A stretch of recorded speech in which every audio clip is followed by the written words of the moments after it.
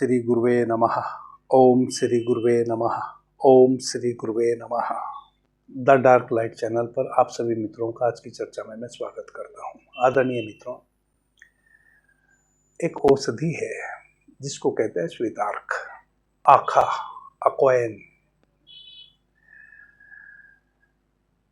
कहीं भी पूरे भारतवर्ष में बंजर जमीन में उगाता है, पानी की आवश्यकता उसको नहीं होती है। खास करके जो रेगिस्तानी इलाके हैं या पूरे भारतवर्ष में कहीं भी बलुई मिट्टी है या नदी के किनारे, नहर के किनारे, सर्वत्र पूरे भारतवर्ष में आखा, अक्वाइन या श्वेतार्क पाया जाता है।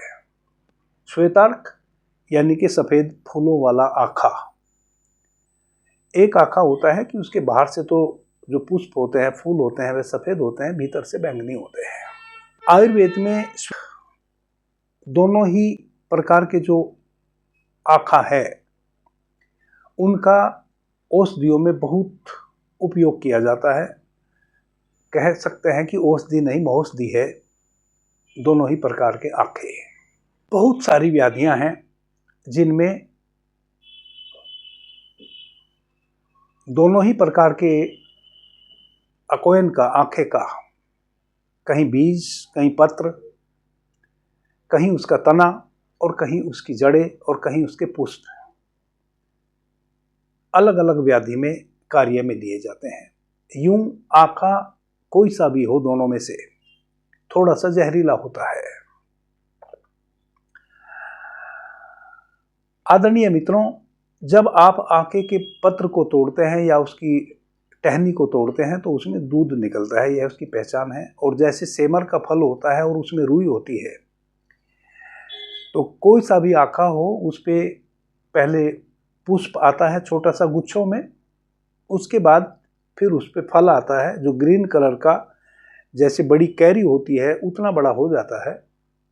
जब वह पक जाता है तो उसमें से फिर रुई निकलती है, उस रुई के साथ उसके बीज चिपके होते हैं और फिर वह हवा में यात्रा करता है बहुत दूर तक।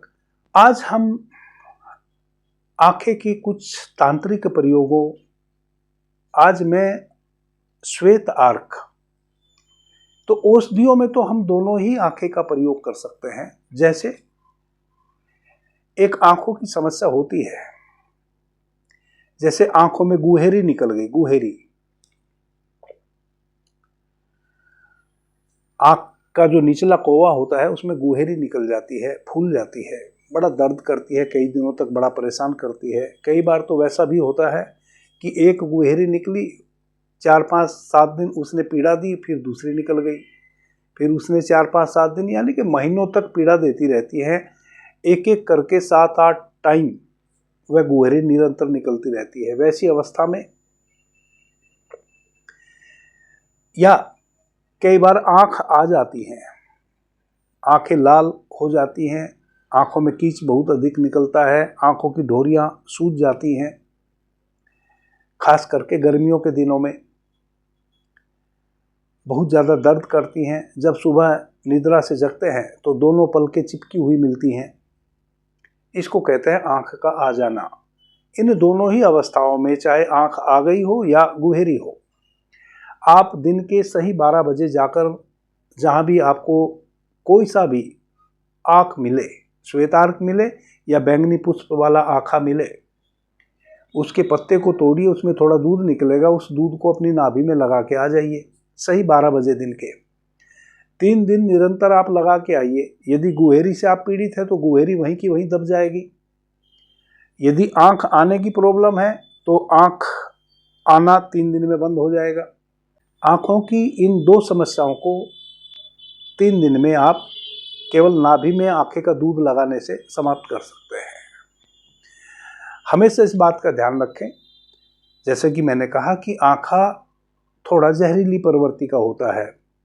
जहरीली प्रवृत्ति का होता है तो हम उसका इंटरनल यूज नहीं कर सकते। जैसे जिस हाथ से हमने आंखें को के दूध को लगाया, फिर हमें हाथ उसी समय धो लेना चाहिए। गलती से वह हाथ आपकी आंख में ना लगे, मुंह में ना जाए, क्योंकि वह जहरीली प्रवृत्ति का होता है उसका दूध या उसका कोई भी अंग। यूं वह महौषधि है। जब आयुर्वेद में उसका उपयोग किया जाता है तो हमेशा वाहिया तल पे ही उपयोग किया जाता है। उसको इंटरनल हम सेवन नहीं करते हैं। हजारों ऐसी व्याधि हैं जिसमें आंखें के जड़ का, मूल का, पत्ते का, फूल का या बीज का उपयोग किया जाता है, या दूध का। आज मैं आपको श्वेत आर्क, जिसके फूल श्वेत होते हैं, उस आंखें के कुछ तांत्रिक प्रयोग बताने वाला हूं जो हमारे शास्त्रों में निहित है। आदरणीय मित्रों, सर्वप्रथम तो आपको यह जान लेना चाहिए कि चारों दिशाओं में आपके घर से जिस दिशा में भी आंखा उगा हुआ है, प्रत्येक दिशा में उगे हुए आंखे का अलग अलग प्रयोग आपके लिए हो सकता है। जैसे यदि आपके घर से पूर्व दिशा से आपको आंखा लाना है तो वह एक विशेष कार्य के लिए लाना है, दक्षिण पश्चिम उत्तर दिशा से लाना है तो वह एक अलग विशेष कार्य के लिए लाना है। जो तांत्रिक प्रयोगों में श्वेतार्क के अंग का प्रयोग किया जाता है, वह किसी कार्य के लिए जड़ का प्रयोग किया जाता है और किसी कार्य के लिए उसके मूल का प्रयोग किया जाता है। मूल पहले दिन हम उसको इनवाइट करके आते हैं, किस विधि से इनवाइट करके आते हैं, और अगले दिन फिर किस विधि से हम लेकर आते हैं, यह मैंने उस वीडियो में चर्चा कर दी है। जैसे किसी भी औषधि को जब हम तांत्रिक विधि से जंगल से लाते हैं तो उसमें हम 2 यंत्रों का प्रयोग करते हैं। यदि हमें तांत्रिक विधि से किसी औषधि की जड़ का प्रयोग करना है तो जड़ का प्रयोग करने के लिए हम एक लकड़ी के औजार से, लकड़ी के हथियार से खड्डा खोदते हैं पहले, और जब जड़ बिल्कुल स्पष्ट नजर आने लगती है तब अपनी पॉकेट में से चाकू निकालते हैं और एक झटके में उस जड़ को काट लेते हैं। तो एक कुतर्की मित्र हैं, तो प्रत्येक वीडियो पर ही कुतर्क वाला कमेंट करते हैं। वह कहते हैं कि जब चाकू से ही जड़ काटनी थी तो फिर लकड़ी के औजार से खड्डा खोदने की क्या आवश्यकता थी।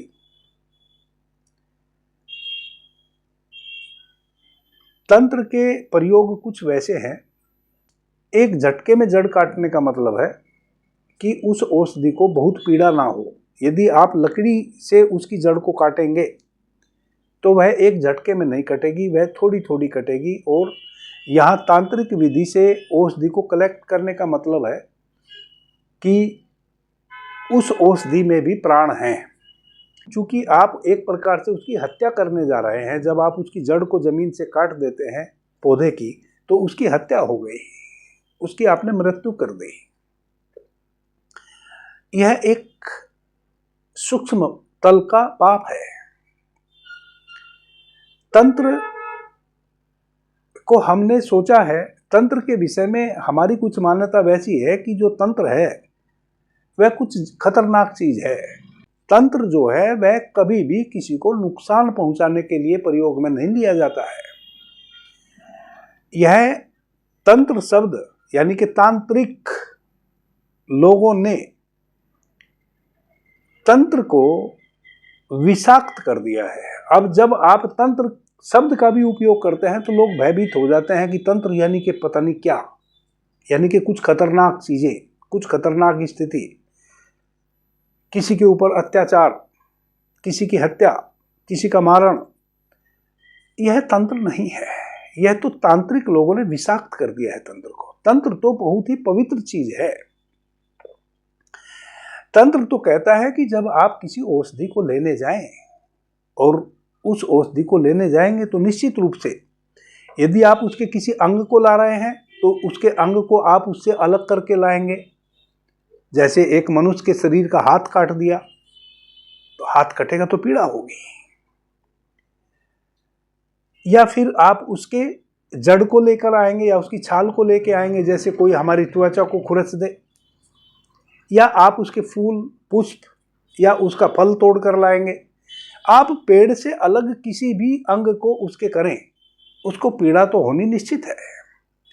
और यदि आपने उसकी जड़ को लेकर आना है तब तो आपने 100% उसकी हत्या ही कर दी।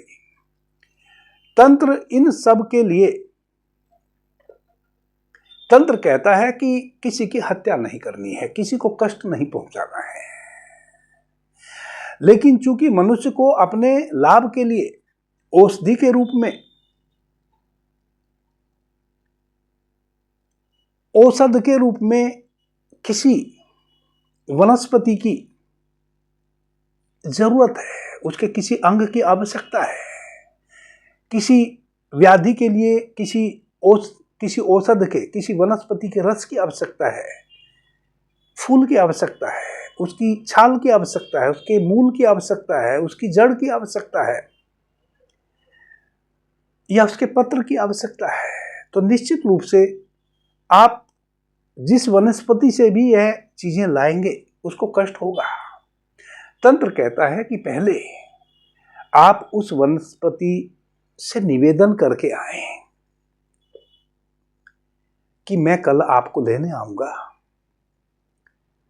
मुझे आपकी आवश्यकता है मेरे किसी लाभ के लिए, शारीरिक या मानसिक कोई मुझे पीड़ा है जिसके लिए मुझे आपकी आवश्यकता है,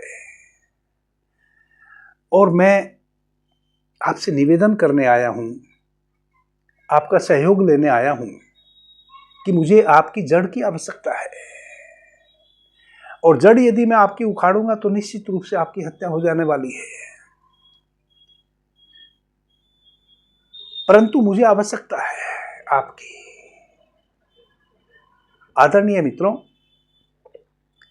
जब आप किसी औषधि को या किसी वृक्ष के टहनी को काटने चलते हैं ना, आप तो उतने संवेदनशील नहीं है, लेकिन वह औषधि आपसे कहीं ज्यादा संवेदनशील है जिसको आप काटने चले। जब आप उसके निकट पहुंचते हैं, वह उस औषधि को काटने के लिए उसकी ओर बढ़ते हैं, वह दूर से ही आपकी मनसा को समझ जाती है औषधि, उसको पता चल जाता है कि आप करने क्या वाले हैं, उसके साथ आप क्या व्यवहार करने वाले हैं। लेकिन चूंकि हम इतने उथले उथले हैं, हमें उसकी उस सेंसिटिविटी का पता नहीं चलता। यदि थोड़ा सा भी आप अंतर्मुखी हों, आत्म केंद्रित हों, तो आपको पता चलेगा कि जब आप किसी एक ऐसे उद्देश्य से, जब आप इस उद्देश्य से किसी औषधि या वृक्ष के पास जाते हैं कि आपने उसके फल को तोड़ना है या उसकी टहनी को तोड़ना है या उसको काटना है पूरे तने को ही, तो वह आपकी भावनाओं को समझ जाता है और वह सिकुड़ता है। वृक्ष भी रोता है, वृक्ष भी हंसता है, वृक्ष को भी पीड़ा होती है, वह भी आंसू बहाता है,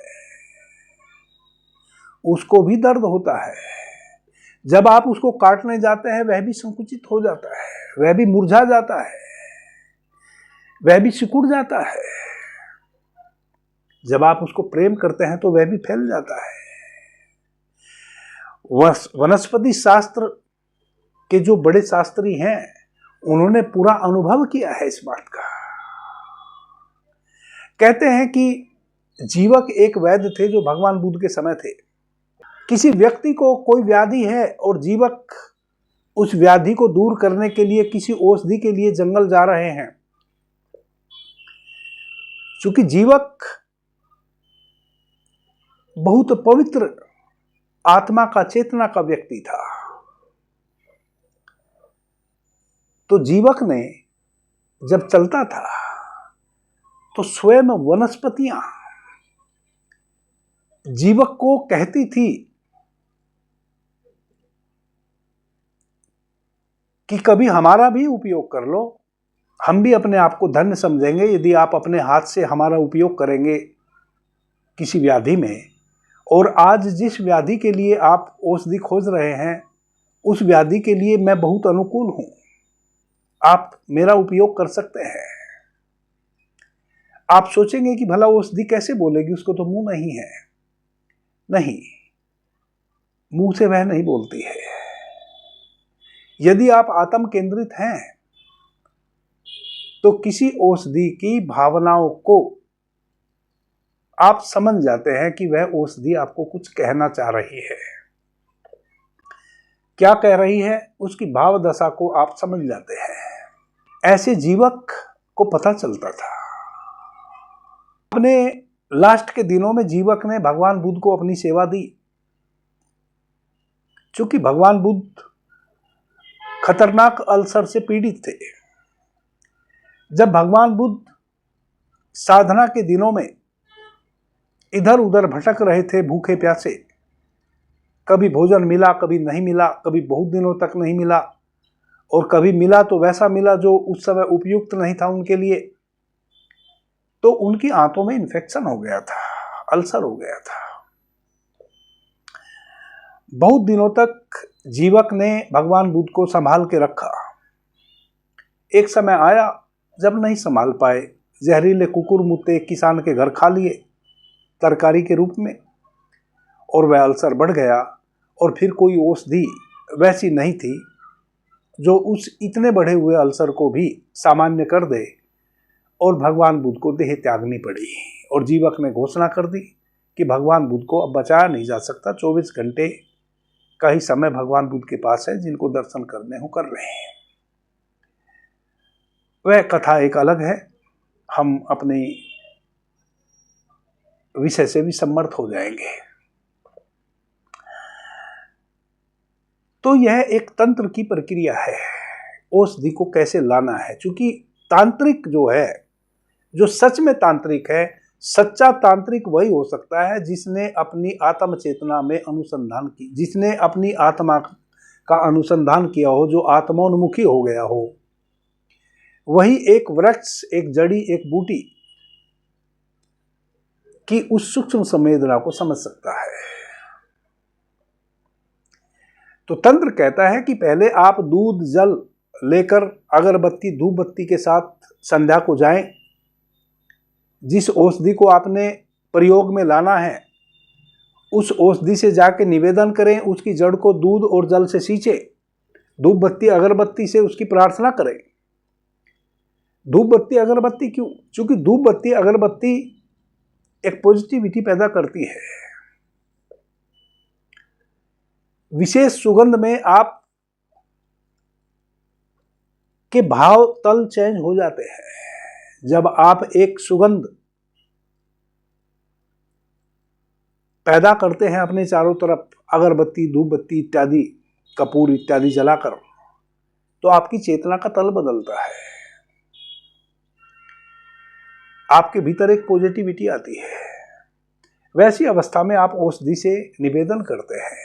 मनुष्य को छोड़कर बाकी जितने भी जीव जंतु वनस्पति इस जगत में हैं, वह इतने सेल्फिश नहीं है कि केवल अपने लिए जी रहे हैं।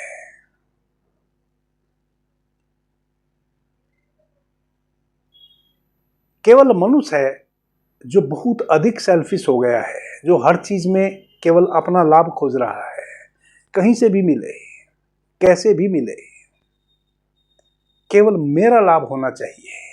दूसरे की हत्या होने पर भी यदि मुझे सुख मिलता हो तो उसके लिए भी मनुष्य तैयार है। ऐसा केवल मनुष्य है, कोई वनस्पति वैसी नहीं है। किसी भी वनस्पति से जब आप इस प्रकार से निवेदन करते हैं तंत्र की विधि से जाकर कि मुझे आपकी आवश्यकता है फला व्याधि हेतु, और मैं कल सुबह आपको लेने आऊंगा, आपको पूरी शक्ति के साथ मेरे साथ चलना है। आदरणीय मित्रों, वह औषधि आपके इस निमंत्रण को, इस प्रार्थना को स्वीकार कर लेती है। वह आपकी प्रतीक्षा में लग जाती है उसी क्षण से। औषधि तो इतनी पवित्र है भीतर कि वह उसी समय से प्रतीक्षा करने लग जाती है कि मेरा सौभाग्य, मैं आपके किसी काम आ सकूं। और औषधि तो बल्कि भीतर से यह कहती है कि कल क्यों, आज ही क्यों ना ले जाओ मुझे, जब ऐसी आवश्यकता है। लेकिन चूंकि आप संवेदनशील नहीं हैं, उस गहरी भाव दशा को उसकी नहीं समझ पाएंगे, तो इस प्रकार से आप उस औषधि को लेकर आते हैं। अब तंत्र कहता है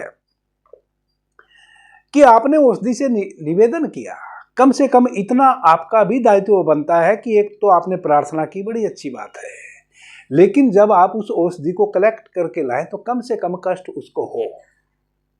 अब रात्रि में आपने दूध और जल संध्या में चढ़ा के आए हैं तो जमीन जो है वह फूल गई है, मिट्टी फूल गई है। उस फूली हुई मिट्टी में अब आप लकड़ी के किसी औजार से जब उस मिट्टी को हटाएंगे चारों तरफ से तो वह बड़ी आसानी से हट जाएंगी। वह जो मेरे मित्र हैं जो कमेंट करते हैं मुझे, वह सोच रहे होंगे कि ऐसे ऐसे उसको खोद खोद के जड़ को निकालना है। नहीं, आप कभी भी उस भाव दशा को, उस भावना को और मेरी भी भावना को नहीं समझ पाएंगे। चाहे मैं जितना आपको बताने की भी कोशिश करूंगा तब भी आप ना समझ पाएंगे। और यह जो बातें मैं कह रहा हूं यह कहीं लिखी हुई भी नहीं है। मैं चूंकि अपने आत्म अनुसंधान में लगा हूं, आत्म चेतना को उपलब्ध हूं, इसलिए मैं उस भाव दशा को समझ रहा हूं। दूध और पानी इस कारण से ही हम अर्पित करके आते हैं संध्या में, ताकि मिट्टी फूल जाए और लकड़ी के औजार से उस मिट्टी को हमें हटाना है, ना कि उसमें प्रहार करना है। और जब जड़ बिल्कुल स्पष्ट सामने नजर आने लगे तब हमें एक झटके में उसको काट देना है चाकू से। क्योंकि फिर लकड़ी के औजार से यदि आप काटेंगे तो वह एक झटके में नहीं कटेगी, आप उसको बार बार रेस रेस के काटेंगे, उससे उस पौधे को पीड़ा होगी। यह भावना आप नहीं समझ पाएंगे। तंत्र तो इतना पवित्र है जो यह भावना रखता है उस वनस्पति के प्रति, तब आप उस औषधि को ले आते हैं। आदरणीय मित्रों, यदि आपने माता लक्ष्मी के किसी भी प्रकार के यंत्र मंत्र या पूजा प्रार्थना में श्वेत आर्क की जड़ की जरूरत है, तो पहले तो आप इस प्रकार से जल से सींच के आवें, प्रार्थना करके आवें उस श्वेत आर्क से कि कल मैं आपको लेने आऊंगा, आप अपनी पूरी सामर्थ्य के साथ मेरे साथ चलेंगे, मुझे आपकी अनिवार्यता है। फिर अगले दिन उसको आप लेके आवें सही सुबह सूर्योदय के समय, नमन करके, और पीछे जो मैंने विधि बताई है उस विधि से फिर उसको कलेक्ट करके घर ले आए। लेकिन लक्ष्मी माता को प्रसन्न करने हेतु यदि किसी भी प्रकार का तंत्र मंत्र आपने करना है, तब आप अपने घर से उत्तर दिशा की ओर जो उगा हो श्वेत आर्क, उसी की जड़ को कलेक्ट करके लावें। यदि आपने मूल लाना है श्वेत आर्क का, तब फिर आप पूर्व दिशा से लावें।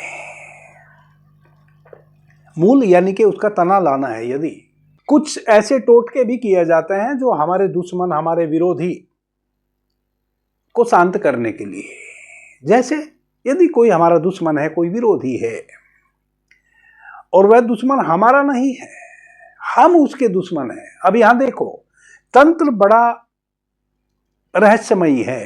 तंत्र को मानने वाला व्यक्ति जो आत्म चेतना में केंद्रित हो, वह सामने वाले को अपना दुश्मन नहीं मानता है, वह सामने वाले को दुश्मन नहीं मानता, उससे कोई यदि दुश्मनी का भाव रखा है, जैसे मेरा कोई दुश्मन नहीं है लेकिन बहुत लोगों का मैं दुश्मन हो सकता हूं, बहुत लोग मेरे से दुश्मनी का भाव रख सकते हैं, उनके अपने कारण होते हैं। अब यदि मेरी किसी बात से किसी की दुकान बंद हो जाती हो, मेरे बोलने से, मेरे किसी प्रवचन को सुनकर कुछ लोग सत्य मार्ग पर चलने लगते हों, दुराचार से मुक्त हो जाते हों, सदाचारी हो जाते हों, दुराचारी होने में, कुमार्ग पर चलने में किन्हीं का यदि निहित स्वार्थ था, अब उनके स्वार्थ की सिद्धि तो नहीं होगी, तो उनके लिए उनका दुश्मन मैं हो गया, वह मेरे से दुश्मनी का भाव रख सकते हैं। और आप जितने भी मित्र मुझे सुन रहे हैं, यह बात आप सभी जानते हैं। किसी भी क्षेत्र में यदि आप उच्चतम शिखर पे स्वयं को स्थापित करेंगे, अपनी मेहनत से, अपने बल से, अपनी तपस्या से, अपने त्याग से, तो निश्चित रूप से आपसे बहुत सारे लोगों का दुश्मनी का भाव हो जाना है, और वह हो ही जाना है, यह तय है। और वह वैसे लोगों के लिए भी हो जाता है जिनको हम भगवान कहते हैं। भगवान श्री राम को जिन जिन से भी युद्ध करना पड़ा, बाल्यकाल से लेकर और अपने जीवन के अंतिम पड़ाव तक जब उनको इस देह का त्याग करना था, वह कौन लोग थे? जो उनसे दुश्मनी का भाव रखते थे, उनको खतरा था, वह दुश्मनी का भाव रखते थे, वह पीड़ा पैदा करते थे। फिर उस पीड़ा से निपटने के लिए भगवान श्री राम को उनसे युद्ध करना पड़ता था। भगवान कृष्ण ने किन किन से युद्ध किया? जब भगवान कृष्ण जन्म लिए उस समय से लेकर और अंतिम समय तक, जब उन्होंने अपनी उस पवित्र देह का त्याग किया, कितने लोगों से उनको युद्ध करना पड़ा। उनकी दुश्मनी किसी से नहीं थी, उनसे कुछ लोगों को दुश्मनी हो गई थी। कंस को दुश्मनी हो गई थी कि यदि मेरी बहन से पुत्र जन्मा तो मेरी जान को खतरा हो जाएगा, इसलिए पुत्र जन्मने ही नहीं देना है। जो घटना घटी नहीं उसका पहले ही भय है कंस को, इस कारण से वह अपनी बहन को कारावास में डाल देता है, बहनों को कारावास में डाल देता है। और फिर आप कथा सब जानते हैं, भगवान महावीर, भगवान बुद्ध, जितने भी हमारे ऋषि हुए हैं, मनीषी हुए हैं, महर्षि हुए हैं, या वर्तमान में आपके देश का प्रधानमंत्री, जो आपके देश को, जो इस भारतवर्ष को एक नई ऊंचाई पर लेकर जा रहा है अपने श्रम से, अपनी मेहनत से, अपने विवेक से, अपनी बुद्धिमत्ता से,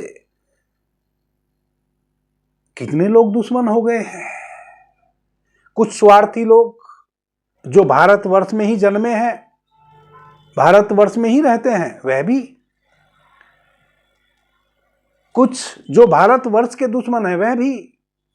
तो वैसी स्थिति में यह मैं एक्सप्लेन इसलिए कर रहा हूं, जिन मित्रों को वीडियो लंबा समझ में आवे वह ना सुने, छोड़ दें। इसलिए इतनी बातें कर रहा हूं ताकि आप तंत्र को समझें। तंत्र है क्या? तंत्र किसी से दुश्मनी का भाव नहीं रखता। तंत्र तो बहुत पवित्र है।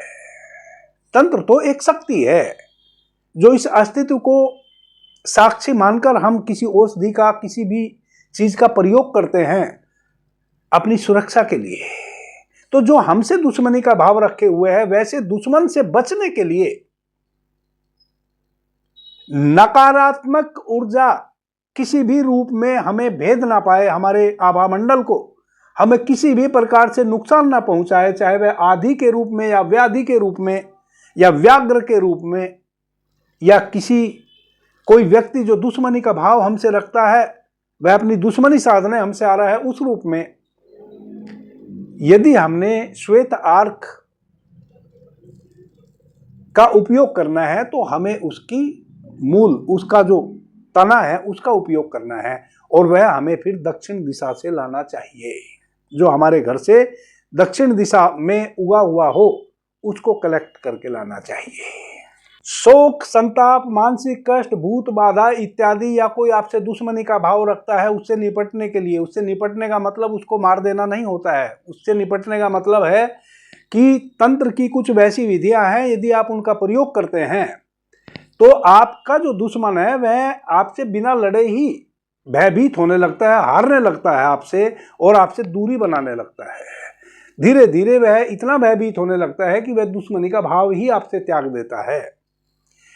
वैसे किसी भी कार्य के लिए आपने श्वेतार्क को दक्षिण दिशा से लाना चाहिए, जो आपके घर से दिशा दक्षिण पड़ती हो।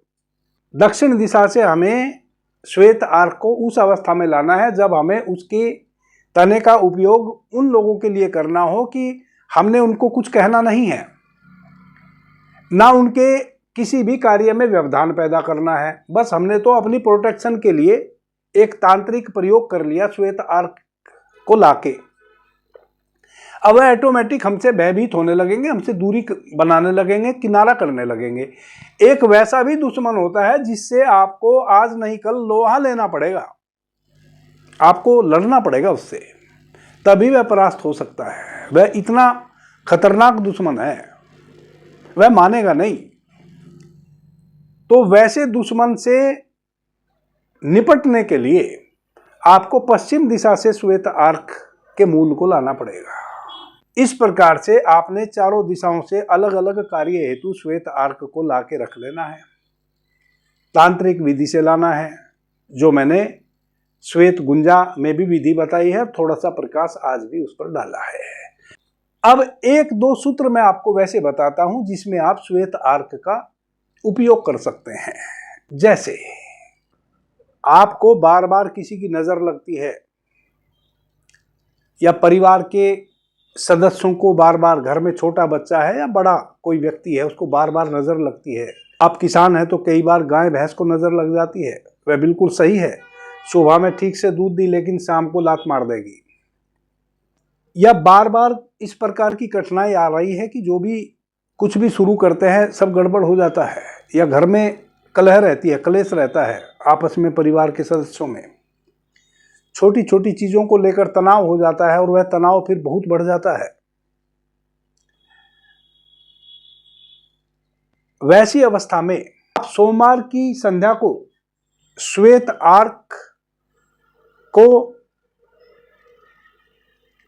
तंत्र विधि से पूजने जावें और मंगलवार की सुबह में उसको वहां से कलेक्ट करके लावें, जड़ सहित लेके आवें, उसको काटे ना। यदि आपके घर में छोटा सा कोई आंगन है या आपके दरवाजे के बाहर कोई कच्ची खाली स्थान है जिसमें आप पेड़ लगा सकते हो छोटा मोटा, वैसे स्थान पर आप श्वेत आर्क को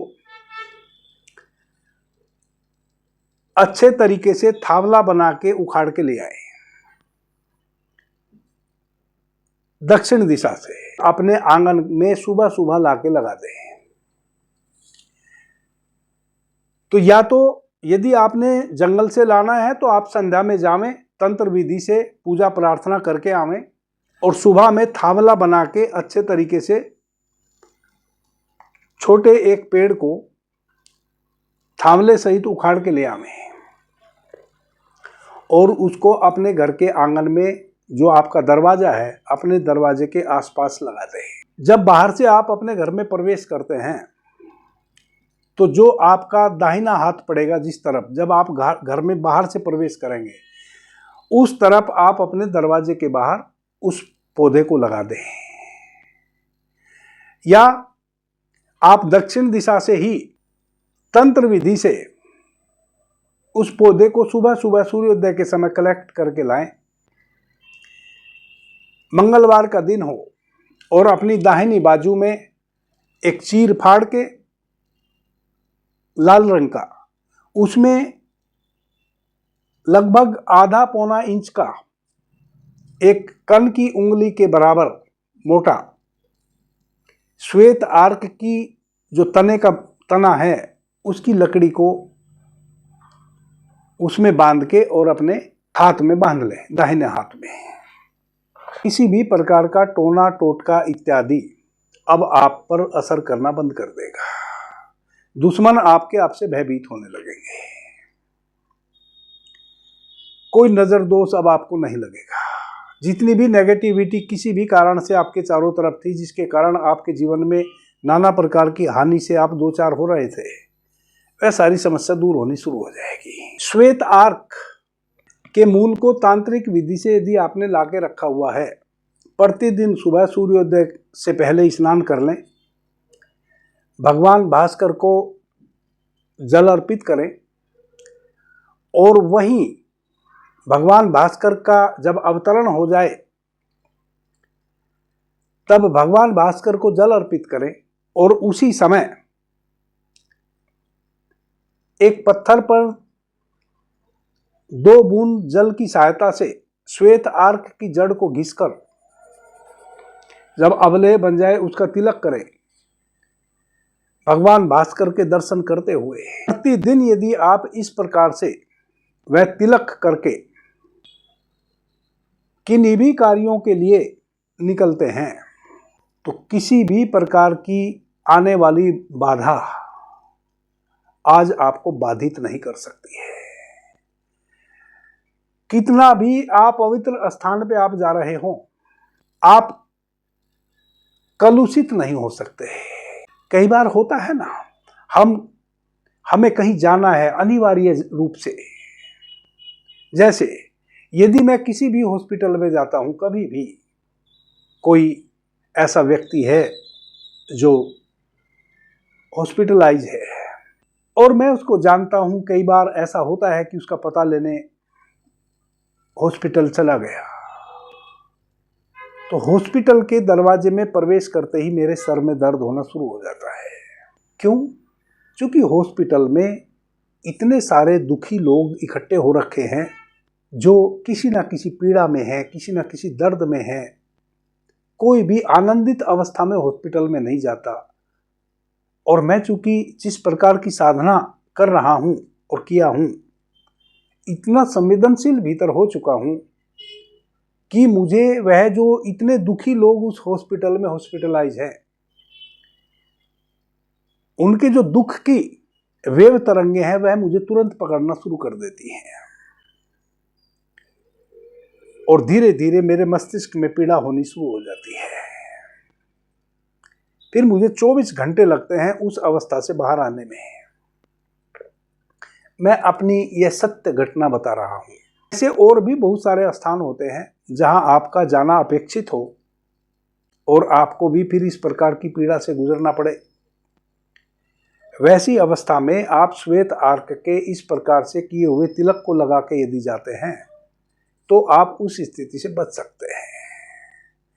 अब आप कई मित्र सोचेंगे कि गुरुजी आप क्यों नहीं जाते उस समय। मैंने इस प्रकार का कोई भी प्रयोग कभी अपने जीवन में अपने ऊपर नहीं किया। मैं तो सब चीजों को आत्मसात करता हूं, दुख मिले उसको भी, सुख मिले उसको भी। लेकिन जैसे मैं जीता हूं वैसे बहुत कम लोग जी पाएंगे और जी पाते हैं। कोई भी व्यक्ति यही चाहता है कि उसके जीवन में दुख ना हो, केवल सुख हो। मैं यह नहीं चाहता हूं। मैं तो रोज परमात्मा से यह प्रार्थना करता हूं कि जो मेरे लिए शुभ हो वह हो। यदि आज किसी दर्द में, किसी पीड़ा में रहना ही मेरे लिए शुभ है तो दर्द और पीड़ा मुझे मिले। जैसी तेरी मर्जी पे मेरी बात ठहर गई है। जैसी तेरी मर्जी वैसा मैं जीने के लिए तैयार हूं। तो मैं तो कोई भी वैसा अपने लिए प्रयोग में लाता नहीं हूं। कोई भी वैसी विधि अपने ऊपर नहीं आजमाता हूं जिससे कि मैं उससे बचूं। यदि मेरा किसी हॉस्पिटल में जाना अपेक्षित है तो है, मैं क्या कर सकता हूं। परमात्मा ने यदि मेरे भीतर वैसी संवेदना पैदा की है कि जो हॉस्पिटल में दुखी लोग हैं उनकी वह भाव दशा मैं पकड़ पाता हूं, तो मैं तो इसको शुभ ही समझता हूं अपने लिए। इस प्रकार से श्वेत आर्क के और भी बहुत प्रयोग हैं। 3, 4, 5 प्रयोग और हैं जो मैं आपको बताऊंगा फिर किसी दिन अगले वीडियो में। आज की यह चर्चा बहुत लंबी हो गई है और यह चर्चा बहुत लंबी होना अनिवार्य भी था ताकि हम संवेदनशील हों उन वनस्पतियों के प्रति, औषधियों के प्रति, पेड़ पौधों के प्रति। हम यह समझें कि उनमें भी शक्ति है, तभी तो वह औषधि के रूप में जब हम भीतर इंटरनल सेवन करते हैं तो लाभ पहुंचाती है। उनमें शक्ति है तभी तो हम किसी औषधि का लेप लगाते हैं। तो जिस हेतु हम लेप लगाते हैं उस हेतु की पूर्ति करती हैं। बिना शक्ति के कैसे यह हो सकता है। शक्ति भी है, संवेदना भी है। दूसरा, तंत्र को कुछ गलत प्रकार से सोच लिया गया है। यह भ्रांति भी हमें दूर कर लेनी चाहिए कि तंत्र कभी भी किसी का नुकसान पहुंचाने के लिए नहीं है। यदि कोई नुकसान पहुंचा रहा है किसी को, तो निश्चित रूप से वह तंत्र का दुरुपयोग कर रहा है। अभी के लिए इतना ही। आपने मुझे ध्यान से, प्रेम से सुना, उससे मैं बहुत अनुग्रहित हूं। सभी मित्रों को मेरा प्रणाम, धन्यवाद। जय श्री राम।